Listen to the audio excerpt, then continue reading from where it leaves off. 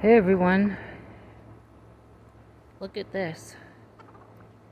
That Silky Mama really teaching those babies how to take a dust bath.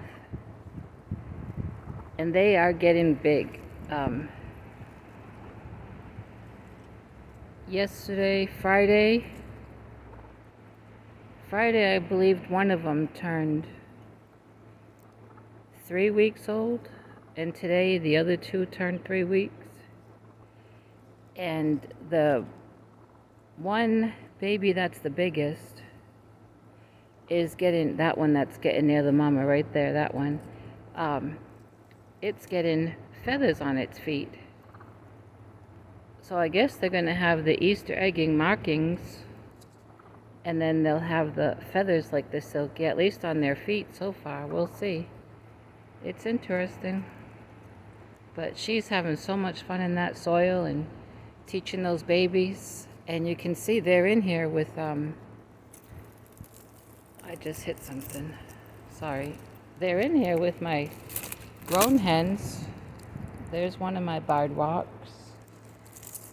And here's the others. And they don't go after them or nothing. They all get along. Sometimes, I'm no chicken expert. I'll tell you that.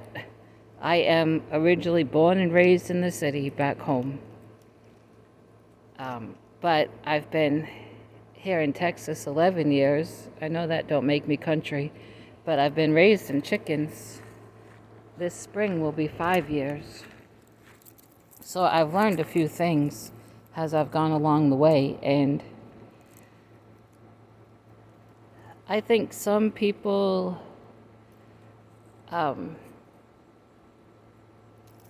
overreact, or they baby the babies, because I've read so much on chickens. I read about chickens and watched YouTube videos on chickens for about a year and a half before I got chickens.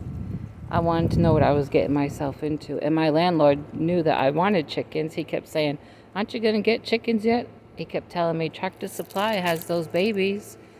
I said, not till I educate myself some more. And anyway, what I was saying was, I've read and I've seen on YouTube where people that have chickens, they keep their babies separate from the whole flock. I've never done that. The only time that I've done it is like that first week and a half when they're born and they're up in that nesting box.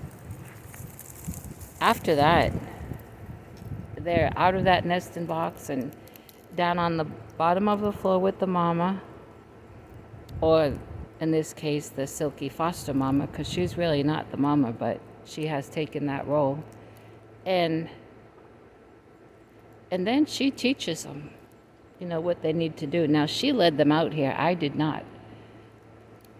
She led them out of that coop and out of the chicken yard into this extended yard with all the other hens, and they have been doing just fine. And I would guess that that's how they do when people have a lot of chickens, just free range. It's just nature, Now, I have friends from church, some friends that are from Mexico, and they've told me in the part of Mexico that they lived at, which is out in the country, their family raised chickens, lots of chickens, and they didn't even have a chicken coop. They let them roam free range, and I said, well, where do they go at night? And they go up in the trees. And that brought back memories from when I first got Sadie. I said Sadie because I've got my eye on her. When I first got Abner, there's handsome Abner. Now, I didn't raise Abner.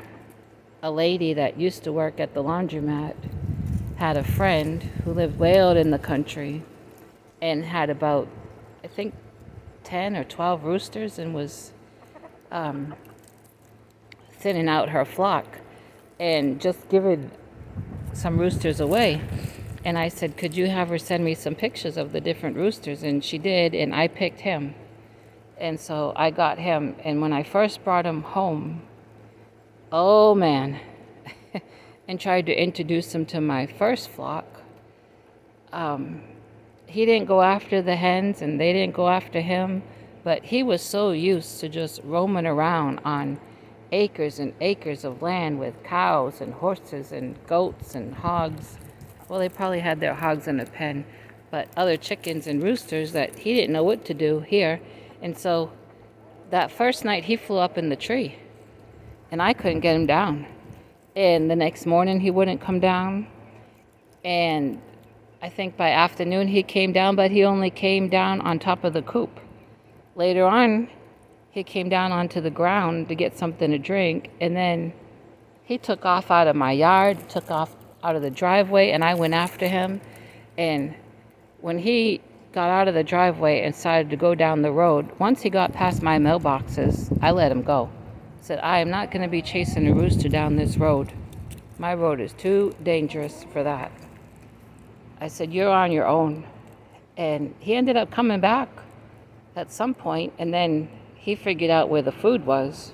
It was, where I put it for the hens. And so then he eventually came down and made friends, and he's been okay ever since. But I got pictures somewhere on my phone of him up in that tree and up on top of the coop.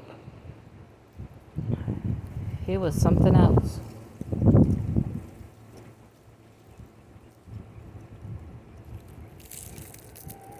It's a beautiful day. It's 83 degrees and it's real breezy and sunny. And yes, that noise you hear is my air conditioning because, as I've said before, when you live in a travel trailer, it gets very stuffy. You have to have, some circulation. Thankfully, in my added-on room, I have a ceiling fan. In my bedroom, I have a box fan that I have up on my bureau. And then I have the 2 window units. I used to be able to open up. I'll show you. This window here is my bedroom window, and it pulls out. But the screen falls down, and then mosquitoes and other bugs get in. So, like I say, this trailer was lived in before I've lived in it. This past 11 years. It's just how it is. Thank God for the air conditioning. But I do like some fresh air to come in. So in the morning, oh, there's Daddy. In the morning, I get up very early. I'm a morning person. The sun isn't even up when I get up and start my day. And I will shut off the air conditioning and I'll open up the trailer door and get that nice morning fresh air in there. And I'll come out here and sit on my bench with tea or coffee. Someone just went by on a motorcycle with their music.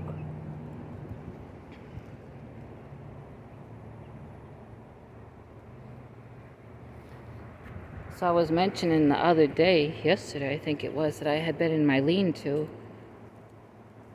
trying to look for something, and I found this empty tote. So I took it out here. I need to wash it out. And I have the lid. And once I wash it out and dry it out, I'll bring it in and organize some more yarn. Monster's enjoying that breeze. It's just a few sunflowers left, but really they've come to the end. So I won't have a sunflower forest once they all die off.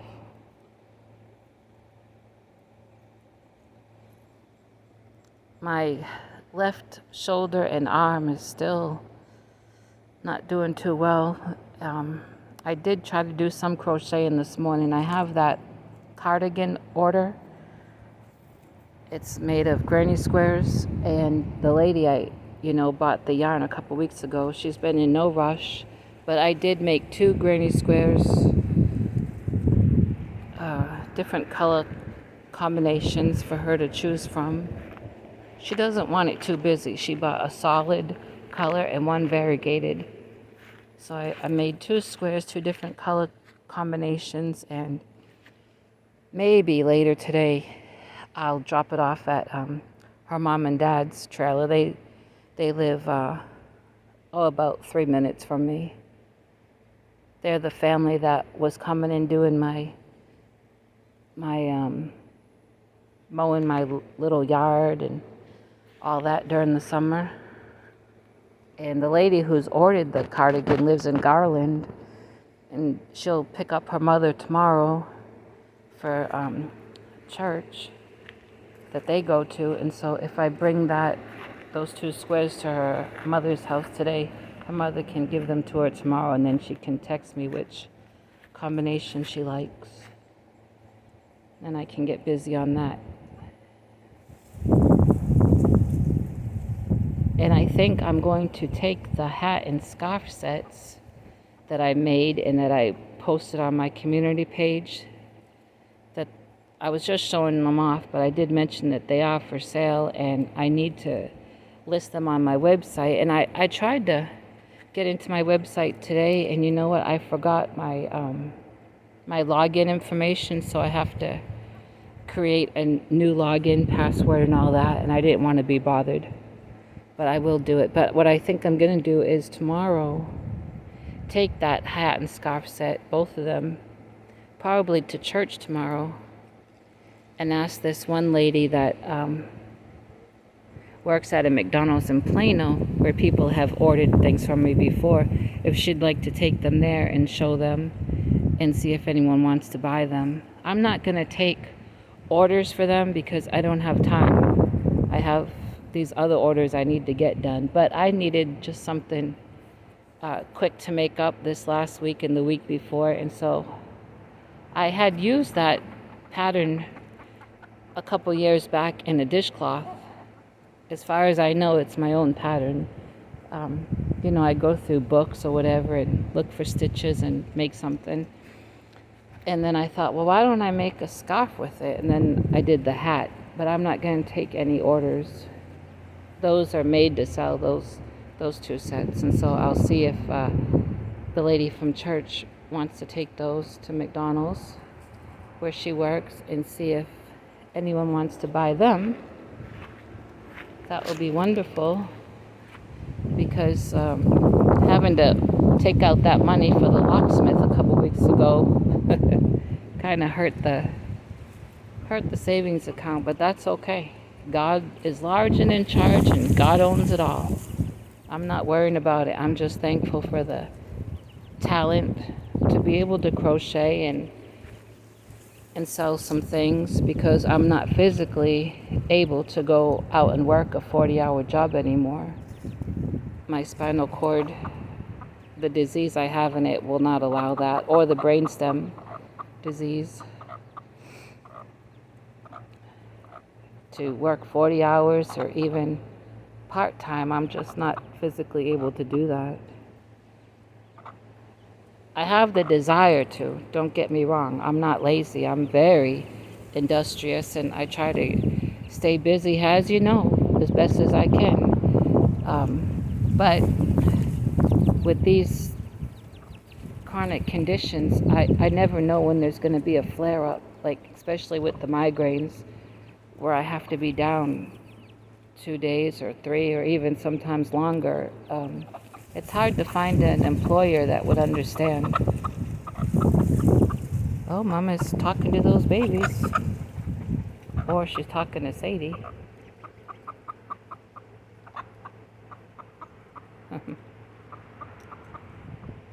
They are so fun to watch.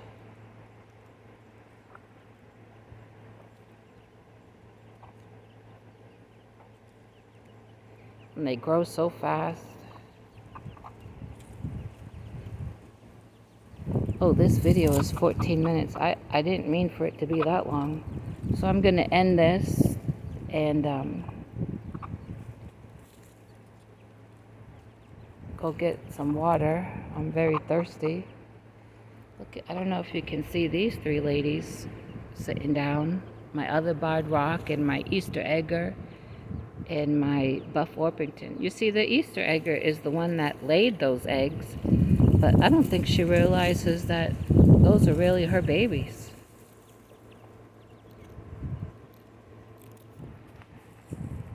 Well, as long as this one is teaching them. Alright, everyone, I hope you enjoyed this. Thanks for watching. I love the comments. And I will talk to you later. And remember to be kind to everybody because somebody is having a bad day.